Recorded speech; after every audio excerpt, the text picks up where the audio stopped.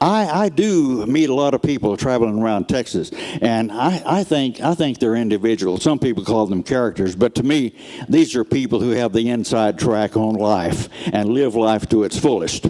By way of recording today, I have brought with me some of the people that I've had the pleasure of meeting and interviewing and really getting to know during the past 50 years or so. Our guest this time on 20 Minutes into the Future is Tumbleweed Smith. For almost 50 years, Tumbleweed has produced the longest-running syndicated radio series in Texas and perhaps the entire nation. He's amassed the largest privately held collection of oral histories in the country. And after more than 13,000 episodes, the Sound of Texas continues to air on radio stations throughout the state. Welcome, Tumbleweed. Hey, Scoop, good to see you. Nice to be on your Plutopia program. I understand you decided what your path in life was going to be when you returned to the States after serving in the Army in Europe. What was that decision and what triggered that life-altering change? I wanted to do the most American thing there is. When we pulled into the New York harbor after being in Europe for 2 years, and these guys brought back these great Grundig radios, that they could pick up stations from afar, and the guys were gathered around a radio, and the first thing they heard was a commercial, because they hadn't heard a commercial in 2 years, and they applauded, because that's America. And that commercial was right in the middle of a newscast. And for me, that was my epiphany. I knew right then what I was going to be doing the rest of my life. And I was 25 years old at the time. And to be able to say that you know what you're going to be doing the rest of your life at age 25, I think is a real gift. Absolutely. At age 25, I was lost. Mm-hmm. But I quickly found my way. Well, I had been in the military, so I was... That tends to do that for you. I was ready for something, yeah. Well, your radio, you got into it in my hometown, Big Spring. Yes, after I got out of the Army, I did take a sabbatical, and I stayed around the house for about 3 months. And I noticed that most of my classmates, friends, were working. I mean, they had jobs. And so I said, well, I might as well try that. So, speaking of advertising and news, I went to a little advertising agency in Waco, where I had graduated from Baylor. And I walked into Dub King's advertising agency and I said, I'd like to learn the advertising business. He said, sit down. Well, Dub King was handling the Heart of Texas Fair at the time, and that was going to be running for 6 weeks. And he said, I can hire you for 6 weeks, and I'll pay you $1 an hour, and you can only work 6 hours a day, and you won't get paid until the end of the 6 weeks. Oh, that's... And I said, man, this advertising business is really good. Sounds like my start in radio. I think it was $1.25 an hour sometimes. Mm-hmm. Well, you did better than I did, yeah. Well, I got to work 7 weeks, by the way. But while I was there, I got to read Advertising Age and all of these advertising publications, and I learned a lot, by reading. And Dub had a TV show too, a sports show too, so I got interested in that. And the radio guy, we opened a skating rink. and there was a radio announcer who was going around the rink skating, and at that time in 1960 he had a portable microphone. No, it might have been a cord microphone with a long cord on it, but he was skating around interviewing people. It's a dangerous interview. At the skating rink, yeah, and it was going out on the air live, and that's pretty interesting. So at the last Friday that I was there, I had a call from my college roommate who was assistant Chamber of Commerce manager in Big Spring. And he said, hey, there's a guy here who has a radio station and he's looking for a salesman. Why don't you come out here and see if you can get the job? Well, I got out there and I got the job, and I went to work at this radio station, KBST, as a salesman. And I didn't like that at all. And 2 guys on the radio station. And so I got there in October, And by the end of that year, the two guys had split. A common occurrence in radio. So a lot of guys went with the guy who left, and I said, well, I better stay here, just whatever. So I became assistant station manager, the janitor, and the bookkeeper, and the news guy after 3 months working there. So I learned pretty fast. That sounds like the ball. best way to learn. If you don't know how everything else works, You have to do it yourself. Yeah, sometimes that works. a learning experience. Yeah. Well, radio's a tough business, and especially when it comes to stability.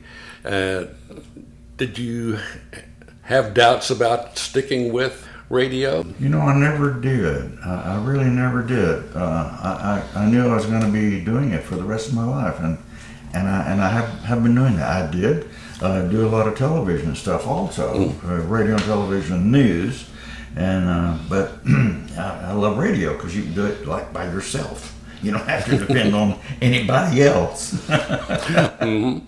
Yeah, I went down that similar path there, but you at one point decided you needed some higher education. You went to the University of Missouri? Yes. After I had been at KBST for a year and a half, I decided that I wanted bigger stuff. I mean, Big Spring was much too small for me because I grew up in Fort Worth and I'd been all this stuff and I'd traveled and everything, been to Europe for 2 years. And so people were asking me to work because I had done a couple of outstanding news things and won some awards. And so KPRC in Houston called me and offered me a job. And I had always wanted to go to work at WFAA in Dallas because they had a wonderful documentary department. I had been at KPRC for a week and I had a call from WFAA. And I said, well, I don't want to get the reputation of, moving across the state for $5 or whatever. So I stayed at KPRC, and it was a real wonderful thing because you talk about your mentor. I had a mentor, his name was Ray Miller, and he was the broadcast guru in Houston at the time. And so I was there, and I learned so much working in that big major newsroom. I mean, it was classy. It was real classy, and we did stuff from NASA and everything, astronauts, So it was glamorous. It was very glamorous. I'd get an invitation with my name on it to go to a German embassy party. My goodness, that's pretty good. But you know what? I missed Big Spring. I was number 11 on an 11-man news staff, combined radio and television. And so I was kind of, he gave me a couple of nice opportunities to do some reporting on my own, but I missed calling my own shots. Yes. I missed that thrill of starting something all by yourself, and so I went back to Big Spring and married Susan, who I had met the first weekend that I was in Big Spring. And she had a radio program. She came to the station, and I saw her there, and that was it. That was it. I knew I was going to spend the rest of my life with her. I seem to do that a lot, start something and it just continues. I know lived that in feeling. the same house in 1971. Well, you decided to make a change back to Big Spring. That's a big leap because I worked in Houston for a while, and then after seeing Big Spring, I knew, I don't know if I want to stay around here. But you had good roots there. How difficult was that change from going to a guaranteed paycheck to you're on your own, partner?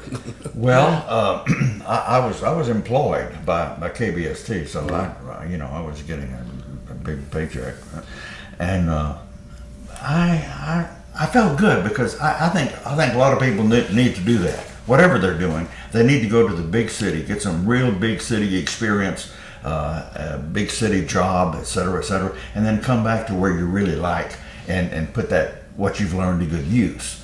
And so I did that, and I told you about winning some awards for documentaries and all that. Well, I said, I really don't know anything about journalism. I did it in high school, but I didn't do anything with it in college.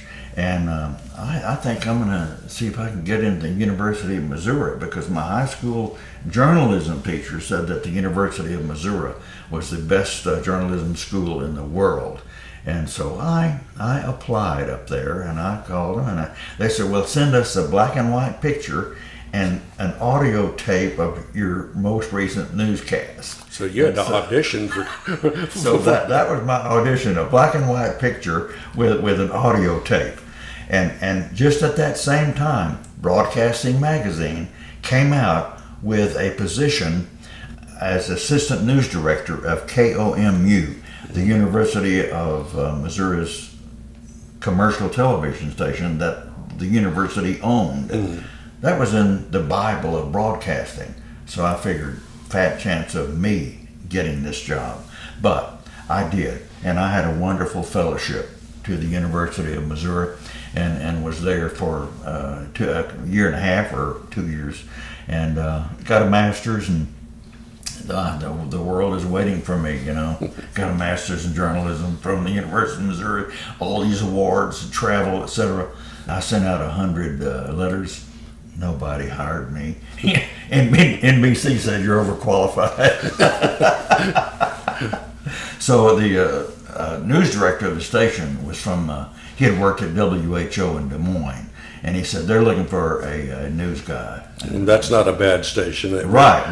They were Clear Channel at the time, I believe. Yeah, 50,000 that's watts. right. So you pretty much covered the country. All my family listened to me. Wyoming, South Texas, Fort Worth, and Dallas, all over. Yeah.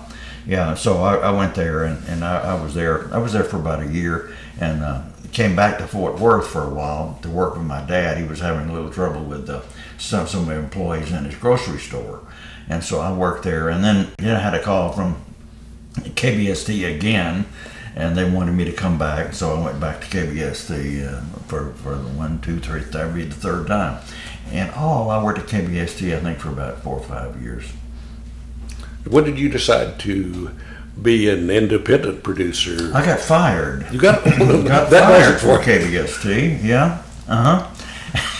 And I said, it's too hard working for somebody else. That's no fun, because you put your faith in somebody, and you like them, and you give them everything you have, and all of a sudden they say your services are no longer required. And so I said, well, I don't want to work anymore. That's too hard on you. So sabbatical, and that happened in April 1st, as a matter of fact. And I was unemployed for about 40 days, I think. And then another radio station in Big Spring called me and said, you can come down here and do anything you want to do. And I did, I did. And then while I was working at KHEM, another radio station in Big Spring, I got the idea, because I had been doing freelance work for NBC Monitor. They had a weekend show, NBC Radio, and while I was at WHO, I started doing freelance work for them. And they said they had really good response to my stuff. And it was all, started out Midwest, Iowa, etc. And then when I came back home, even when I was working for my father, I did some stuff for NBC Radio. And I said, I wonder if Texans would enjoy hearing about themselves on a daily basis. And not the hard news, not anything really important, but really the heart and spirit and soul of Texas. And so I got 5 programs ready, and I sent them to West Texas radio stations. Well, one of them bought it. I had a network, man, Big Spring and Littlefield. And so I said, well, this is pretty good. I make it, I think there's $30 a month what I was charging. And anyway, I got up to 5 stations and quit my job at KHEM. And my wife was not all that thrilled about that, she stuck with me, and she said, I'll help you. In fact, I'll play a tune on the piano that you could use for your theme song. And she composed this wonderful song, and I used it, and I've had about half a dozen different theme songs since. But she was so supportive, and I could not have done it without her. That's a big secret there, is not having to fight any battles at home because of the work you do. That's for sure. Looking back on it, it was a terrible thing to do to her. Because I had a good job. I could have still been there, probably. Except I don't guess I could have, because the station's not there anymore. Well, over the years you've amassed a pretty impressive library of interviews. What was your best of the early interviews that really got the most bang out of it? I started it in '69, and at that time LBJ was president. And we had just put a man on the moon, and Texas had a lot to do with that. The Texas chili culture was emerging in '69. The Texas Folklife Festival was beginning in San Antonio. So I could go to the chili cook-off and to the Folklife Festival in San Antonio and get a whole bunch of interviews from all over the state. And so I interviewed the Possum Queen from Gilmer, and all these bootlegger and liquor makers from East Texas, and all the colorful different ethnic groups in the state. And man, it was so much fun just interviewing these people, and bringing the interviews home to my studio and trying to make some sense out of them, and putting them into a 2.5-minute format. Ronnie Jordan was a school administrator in the metro mess, but he wised up and moved to the small town of Hamilton, and he loves it there. The only problem living in a small town like this, precious little lady when I first moved here told me, she said, "Now, Ronnie, I want to warn you, when you go downtown on the square, you always lock your car." And I said, "Really? You have a little crime problem here?" She said, "No, if you don't lock your car, somebody will put a bucket of squash in your back seat, because we've got a lot of squash growing around here, and they got to get rid of it." I meet some rough women every once in a while. I met Leela down at Papalote. She has a place called Leela's Place. She has had a lot of husbands. 6 or half a dozen, more or less. I killed them all. I just loved them to death, because there was no law against loving a guy. Where are they buried? They're buried down here in my cemetery, and I was good enough to put tombstones to all of their graves. I saved up all my beer cans and bought me a sack of cement and stacked them and made pretty tombstones. And then I took my pistol and engraved the names on each can with my pistol, so I'd know which one was which. Where do your customers come from? Oh, from one side of the United States to the other, to me. You can't go nowhere. I don't care how big a town or how far away. If you mention Leela, oh, you know her, don't you? Yeah, that's Leela. That's my chug. That's my honey. That's my girl. Don't y'all be flirting with my girl. Oh, I love them boys. But they won't give me a chance to love them too much, because they're afraid to be down yonder in my cemetery. Hondo Crouch put Luckenbach, Texas on the map, and he had fun doing it. The neighboring town of Big Flat, they call us the town of the newlyweds, overfeds, and nearly deads. What makes up the principality of Luckenbach? It's a place on Grape Creek, a town. It's like Dallas or Houston, except we only have one parking meter. And they have more. I guess that's the biggest difference. And we have fun. That's our main business, is fun and sweet potatoes. We raise lots of sweet potatoes there. Luckenbach has become quite famous. Just what goes on there? Well, unlike most popular cities, everything goes on. Nothing comes off. Nearly every Wednesday we have a celebration. We wave at airplanes. Can you mail a letter in Luckenbach? Yes, you can mail. It takes a long time because we're conservative there. We're ultra conservative, and we don't ever let that mail sack go till it gets filled. And to fill the mail sack takes about 2 or 3 months because not many folks mail. Because stamps are high now.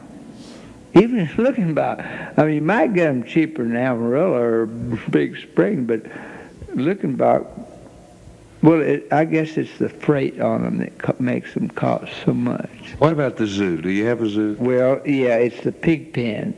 We have a pen full of pigs, and then we have a pet pig, too, that walks through the beer joint all the time. His name is Oink.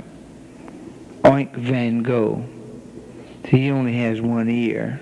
There is a beer joint in Luckenbach? Yeah. You can buy beer there. Yeah, it's in the post office.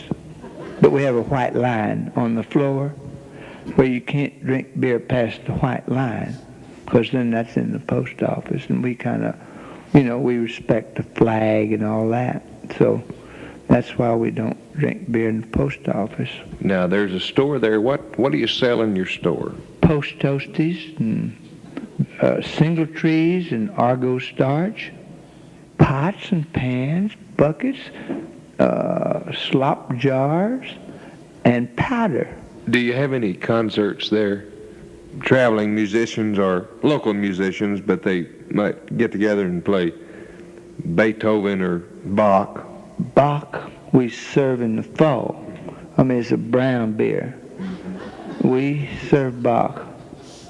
But I've never heard of Beethoven. We used to have Southern Select and Grand Prize, but no Beethoven. I've never heard of that brand.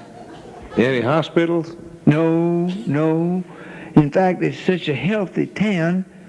We have no hospitals. In fact, to start a cemetery, we had to shoot a guy. About how many people live there? Taken in the west side, too.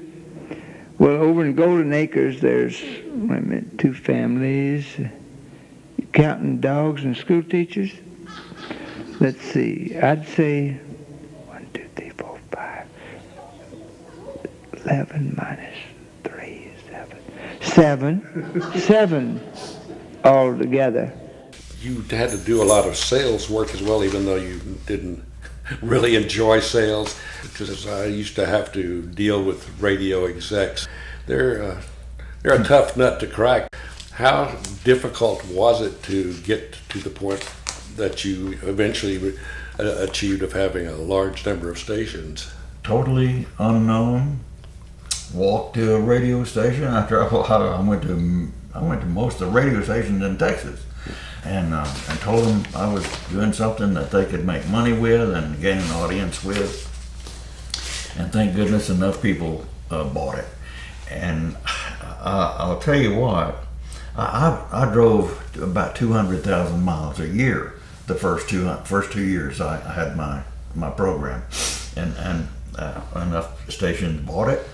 We moved into our dream house in '71, 2 years after I started my program. And thank goodness we've been able to stay there. In the late 70s, you were well into your independent production. You came to San Francisco for a conference that included many of the top independent and public radio producers. I think you remember that event. Absolutely. You seemed to make a good impression on this gathering. It was a pretty hip bunch of folks. My old friend Tom O'Hare, the legendary K-San morning DJ in San Francisco, was one of the people involved in the conference. You spent a lot of time with him and a bunch of fine producers, and Tom told me that you were a big hit. He described you as Jack Kerouac with a Texas accent. Yeah, they called me the beatnik. Now how was that experience? Before hippies, yeah. Because you're coming in from Texas and you've got all these big city producers who thought they were hot. You know what? I had never met anybody who was doing the same thing I was doing. So when I was chosen to go to this fantastic Western Public Radio and work in Francis Ford Coppola's studio and do all that stuff, Man, I was thrilled, and to meet people of the same mind who were doing things and trying to mix things, layers and layers of sound, and they didn't have any money. They lived on grants. At the time, I had been doing my program 14 years, and I had been charging for it and all that, and that, you know what? When they found that out, they applauded, because I guess they had never thought about trying to sell their stuff except doing it for grants and public radio stations, et cetera, et cetera.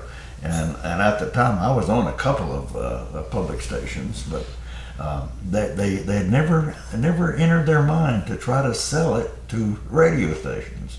And so that was a whole new concept for them. That's pretty amazing. Yeah, it was, and I've got a couple of grants for performances through Texas Commission on the Arts, but other people did that so I could go. But yeah, I haven't applied for a grant. It must have been a revelation to them, because I spent some time in listener-sponsored public radio. That was a tough job, because the listeners weren't nearly as sponsoring in Texas as they should be. Yeah. So the paychecks were lean, to say the least. Yeah, it was fascinating. All these enrichingly talented people. I mean, they were on public radio, some of them, and on a regular basis, and they had done some amazing things. And to be able to hang around with these folks for a couple of weeks was really, really special. Yeah, I found from similar get-togethers with creative people that it really does make you come away with a whole new outlook on a lot of things, because everyone has one way that they're doing their project or their job, and meeting up with people in a similar line of work who are doing something completely different, it helps, I guess you'd call it cross-pollination. Yeah, and they invited me back to come teach on two things: interviewing and how to make a living. Doing this. I think they were more interested in that second subject. Yeah, and it was just a thrill to do that. Yeah.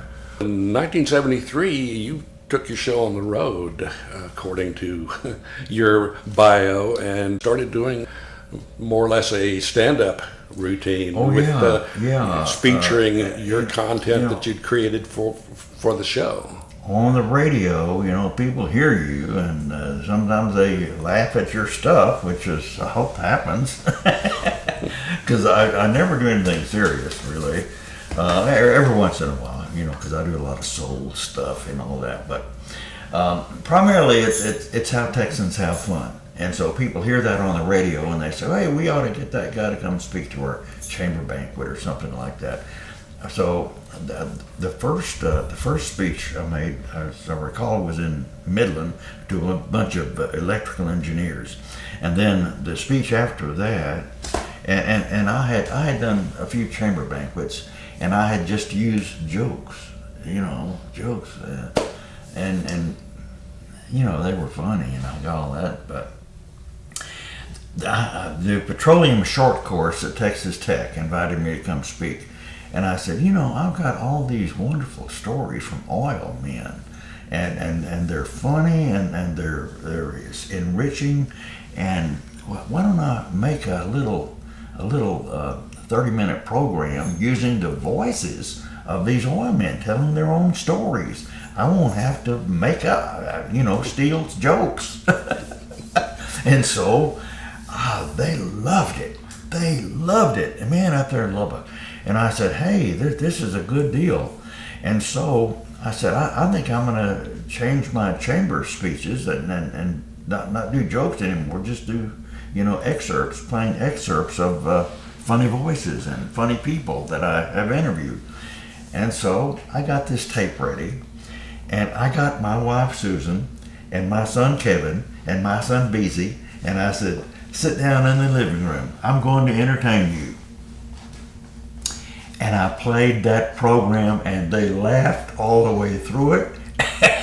And I'm still using some of that material. Family's always a tough audience anyway. But they were so good. So they laughed, and they were so supportive, and had such a good time with it. I was on to something, man. You definitely discovered the secret. Rather than hiring a bunch of comedy writers, just go find a Texan. You go to the source. Go to the source. Yeah. And I've lived in Texas long enough to find some really funny Texans out there. Absolutely. They're wonderful, wonderful characters. You've done a lot of episodes, and you have your own studio. Now, you started out in the analog world of radio and AM radio, which was pretty much the dark ages when you look back on it now. But your latest album of interviews is on Apple Music, iHeartRadio, Spotify, Google Play, all the big digital services streaming on the internet, and your books and CDs are selling on Amazon.com. How's the internet and digital technology changed your business and the way you work? Well, we've evolved. And I started out with a reel-to-reel tape. And then went to, when I started, I called NBC and I said, what kind of tape recorder do you use? And they said Telefunken. And so I bought some Telefunken tape recorders.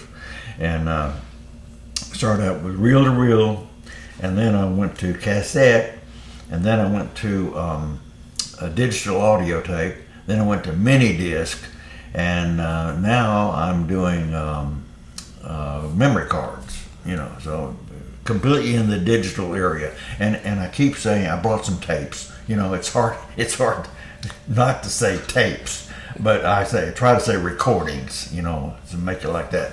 But I have a son named Beezy who's very, very much in the digital world. He's a composer, and he's very active in the music world. He's won a bunch of Emmys, and he's the one who put my stuff on the digital world. I did not do it, but he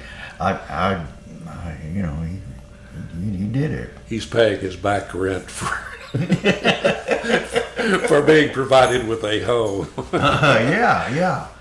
He's good. He's good at that stuff, and he knows all that stuff. He knows about ASCAP and BMI and all those things. That's the way he makes his living. He made so much money off of the World Poker Tour creating music for that you wouldn't believe. Well, just the process of working, specifically editing your content digitally versus the good old tape and razor blade, and that's sure where we started out. The first 1,000 programs I did were done with a razor blade. Yeah. And I've demonstrated that to some of my techie friends, and I might as well have been a Martian. Oh, absolutely. They're like, what are you doing? You're cutting up your show. It's like, that's how you do it.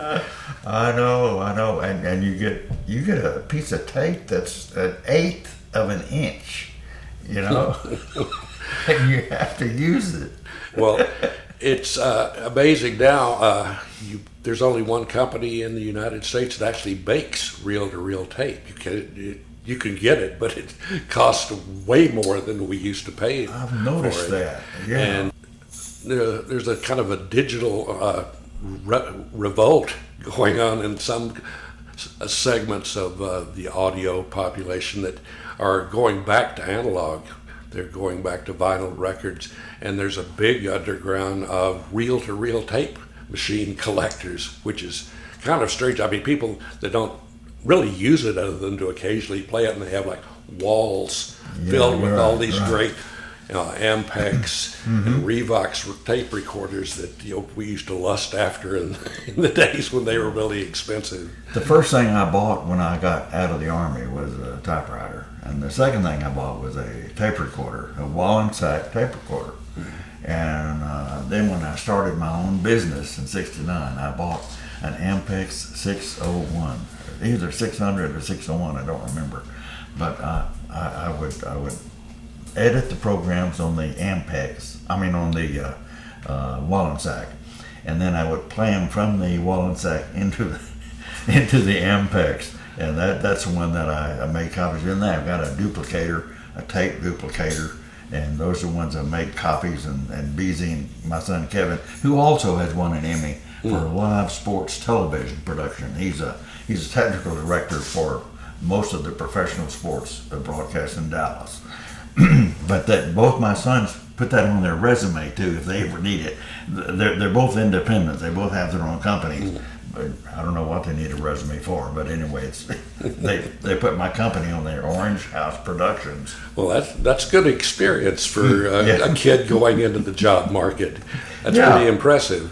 I remember from having made that transition to digital editing, I always felt kind of strange. It's like I always still had razor blades in the desk drawer that I felt like using, and I finally went out and got my 4-track studio deck repaired and started using it again, and found I could actually do some interesting things, bouncing digital recordings off of the analog. So there's still some use for the old technologies, but I think I wouldn't be able to produce nearly as much if I was still back in the old analog razor blade and tape days. Well, the experience at NPR, Western Public Radio, kind of got me on the tracks, because it was totally analog, totally one track, full track, and then after seeing the layering of sound that they were able to do, that was revolutionary for sure. Yeah, the original Ampex machines were mono one track. Then it was a real revolution when they moved up to having stereo. You had 2 whole tracks to use. That's right. And I still have an old Ampex 350 that was a radio machine in San Francisco. I just couldn't, it doesn't work anymore, but just couldn't cut loose. It's a great bodega. Yeah, it's kind of like cars. You wish you'd kept all the cars that you've had. I wish I'd kept all the recorders and everything else that I've had. You've apparently made a good impression on Texans, at least, and a lot of other people. You received in 2013, you received your own star on the Texas Trail of Fame. And your star joins the likes of J. Frank Dobie, John Ford, Larry McMurtry, Willie Nelson, Will Rogers, Mark Twain. It's like, that's a high-powered crowd to join. How was that? Yeah, well, that was really special, because that's not something you enter. You don't enter something, all of a sudden they just tell you that you've been selected. So yeah, that was an enormous thrill. Absolutely, man. Yeah, and a lot of my family and friends were able to go to the ceremony at the stockyards when they presented that, and it was. It is the first star along the walk on the north side of Exchange Avenue. Oh, you even got star placement. Yeah, it's beneath the archway that leads to Gateway to the West. It's also the gateway to Billy Bob's. Yeah. Well, now that you have that, I doubt if you need to do any resumes and bios when you're presenting yourself to, I have a star. That would be enough for me. Well, Texans must really love you. I did a Google search on your name just to do. I always do research. Some guy that hired me years ago told me you better know what you're talking about before you talk. And I found that there's a prize-winning quarter horse named Tumbleweed Smith. That's and right. he has a $1,000 stud fee. I mean, yeah, I know. How cool is that? I just playing around one time on the computer. I put in Tumbleweed Smith, and this picture of a horse came up. It'd be kind of confusing if people thought, oh, maybe this guy is kind of a strange. I don't know who. I'm sure I was first. But in addition to you being a creator of all sorts of media, you've found time to pass along that knowledge to other generations of creators. How'd you become a teacher and a lecturer? How was that experience? Well, I had a master's degree here, from University of Missouri, and I was working, and so I had some knowledge of current, things in the business, and so I went to the junior college in Big Spring, Howard College, and I said I'd like to teach broadcasting here, and so they said sure, all you need to do is round up some students, selling. So I got enough students, and I was there for a couple of years. And after that, from 67 to 69, and that's when I started my program, my program. And some of those people in that class at Howard College were some of the best and more productive and most successful people I've ever had the privilege of teaching. And it's just amazing. It's just amazing. And then I said, well, in 69 I started my program and got it rolling real good. So in 74 and 73, the University of Texas Permian Basin started. And so in 74 I started teaching there. I called the guy and I said, I'd like to teach there. Sure, come on over. And so I was there for 34 years at University of Texas, Permian Basin. And then I left there to go to Western Texas College, WTC, in Snyder, and I was there for 2 years. So, because they were just starting their radio program, they acted like they really wanted me, and so I left UTPB and went to WTC. But and my students, I had the best students in the world. I mean, I really did. That they won about 120 awards while I was teaching, and one of them was an international award. And some were national. Most of them were state college competition. But one time we laid out all of our. After 1 year of competition, we laid out our certificates, and they were all first place in documentary, feature, newscasting, single story, commercial. All the categories we entered. That must be a pretty good feeling to know that you're not only doing things for yourself, but you're passing some of that experience, that knowledge along to people who can take it in a whole different direction. Well, I'm sitting next to one of my proteges. We're going to miss somebody. Oh, well, one of my very absolute top of the list. And we go back a long time. 63. I was a senior in high school, and you made what some people would say was a very bad choice, and brought me in as a news intern. I didn't even know what an intern was at the time. It's like I went home, looked it up, still couldn't figure it out, but I figured it must be good because people thought it was cool. You hung around that station all the time. School would be out, and you'd come in at 3:30 in the afternoon. that was the top of the line there in Big Spring. I mean, that was showbiz. That was the only game in town. But it was a great training because a small market radio station, where you pretty much, if you want it done, you pretty much have to do it yourself because the boss isn't going to come out of his office and do it. And if he does, you're in trouble. One of my first paid gigs at that station was scraping the rust and gunk out of the swamp cooler on the top of the radio station. That's the induction. That was good money. I think it was 75 cents an hour. Well, 75 cents an hour. Well, I made $60 a week in 1960 when I went to work there. But I got to learn a lot of good lessons, and most of them by my trial and error. Sometimes errors. I do a lot of. In '69, I was interviewing people who were in their 80s, 90s, who had been born in the late 1800s, and some of those stories. It sounds like fiction. I can't believe that I've got some of those old interviews. Well, you've got what has been called the largest privately held collection of oral history. And that's quite an accomplishment. How difficult is it to maintain such a thing? Well, I've got it all in the closet and in closets now. And yeah, and again, it's on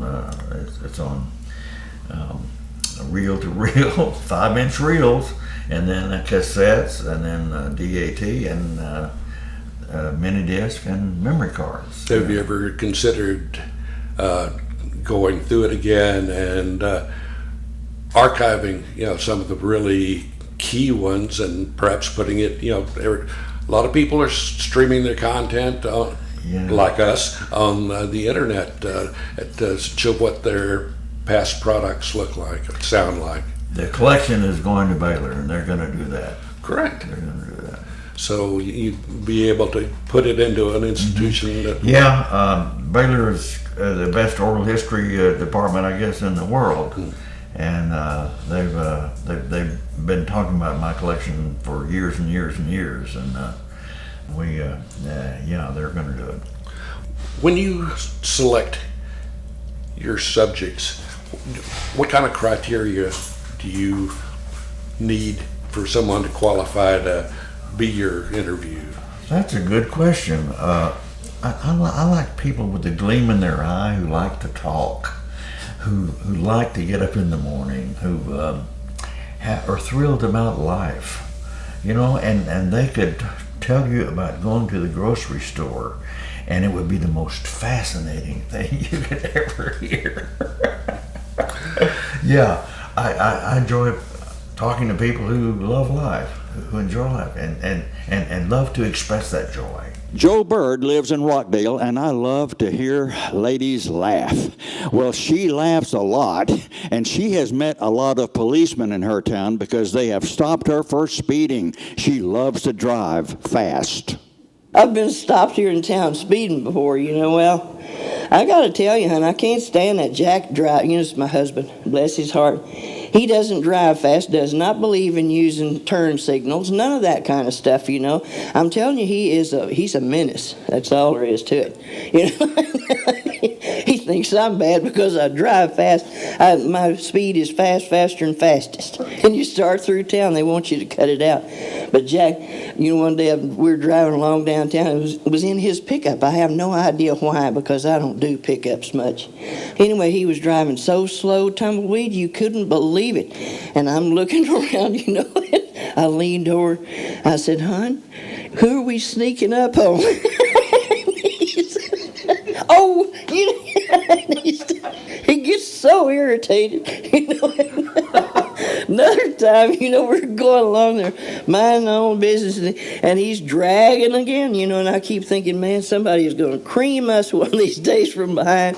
Anyway, he's driving along so slow, and I said, well, I think we got a problem over here, hon.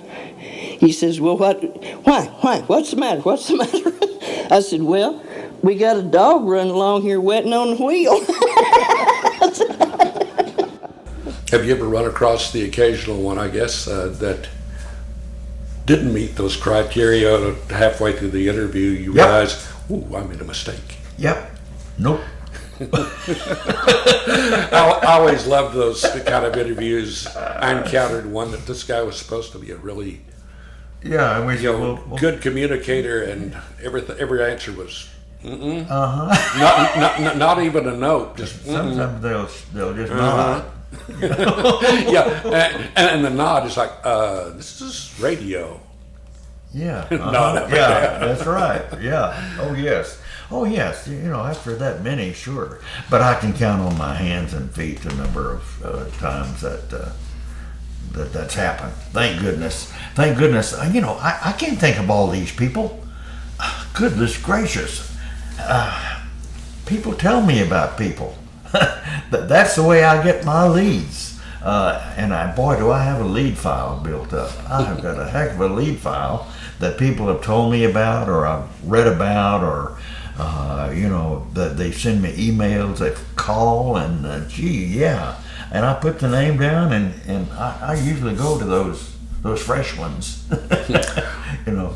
Well, over the years, you interviewed me a number of times, and I was amazed that out of the blue, I got phone calls and emails from people I'd never heard. Said, "I heard you on Tumbleweed Smith's show, and I want you to tell me about." At the time, I think I was doing concert production. Tell me about concert production. I want to be a rock star. And like, well, good luck, Junior. I do too. Yeah, what musician doesn't want to be a rock star? But it was just amazing, the reach of the show, and just the impression that you've had on people. You're here today, to do matinee, your stand-up comedy. Yeah. Tell me about your stand-up routine. Well, I lead off with a few jokes, and then I again play excerpts of people that I've interviewed, and I've got about 30 or 40 of them here in this 55-minute show here today. And but yeah, I've put them together, and I have about half a dozen or more shows, and well, I guess I got a whole bunch more than that. But I try to tailor it to each audience.